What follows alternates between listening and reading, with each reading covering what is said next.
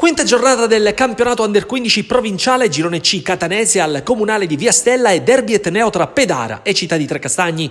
3 punti in classifica per i bianco-blu che non hanno disputato l'ultimo match contro il Calcio Club Santa Venerina. Città di Trecastagni reduce da una vittoria per 6-1 contro la giovanile Mascali.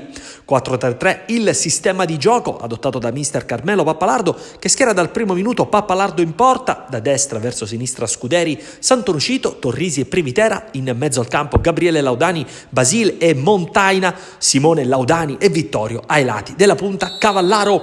Abile a gara in corso il secondo portiere Petralia, Arua, D'Agata, Andronico, Trefiletti e Palermo. Passiamo con il film della partita diretta da Salvatore Maccarrone della sezione di Acireale, con l'ausilio delle immagini a cura di Tommaso Romeo. Pedara che prova a mettere le cose in chiaro sin dalle prime istantanee di gioco. Il tiro di controbalzo di Basile dopo appena un minuto spaventa Munzone, che deve fare volare il pallone in calcio d'angolo. Pedara che raccoglie già al quinto minuto i primi frutti con il destro vincente di Amedeo Montaina, palla all'angolino e 1-0 pedarese. Padroni di casa che al sesto minuto potrebbero pervenire al raddoppio. Dagli sviluppi del corner il lob di Basile viene deviato sulla linea di porta da Falcone. Predominio piuttosto schiacciante del Pedara che fa la partita. La conclusione di Montaina al 9° minuto si spegne al lato. Sono le prove col gol che arriva al 10° minuto su di una leggerezza difensiva macroscopica di Gioffrida. Palla a Gabriele Vittorio che calcia alla destra del portiere, siglando il 2-0 che mette già in discesa il match. Trecastagni che oppone una flebile resistenza, Pedara che va a briglie sciolte e sfiora il tris al 16° con Cavallaro lanciato a rete ma sprecone nella circostanza.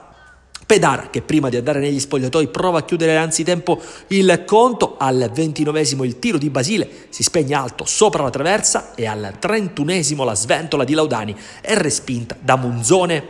Si va così negli spogliatoi sul parziale di 2-0 in favore del Pedara, partito forte e che ha legittimato il doppio vantaggio creando gioco, le più nitide palle gol, concedendo poco e nulla alla Città di Trecastagni. Seconda frazione di gioco che inizia nel segno del Pedara, che già al 3° minuto va in gol con la rasoiata di Gabriele Laudani a fil di palo, letta con colpevole ritardo da Munzone. Al 12° la prima disattenzione difensiva costa caro al Pedara. Una dormita collettiva della retroguardia pederese permette al numero 10 Arturo Vaccaielli di incuniarsi tra le maglie bianche e insaccare nella porta sguarnita per il gol del 3-1 che riapre temporaneamente i giochi.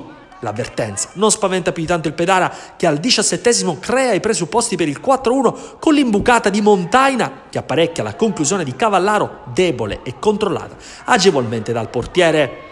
Al 19° minuto apertura di Cavallaro a memoria per Simone Laudani che si mette in proprio sulla destra, cross al bacio per Cavallaro che conclude l'azione mettendo a segno il gol del 4-1.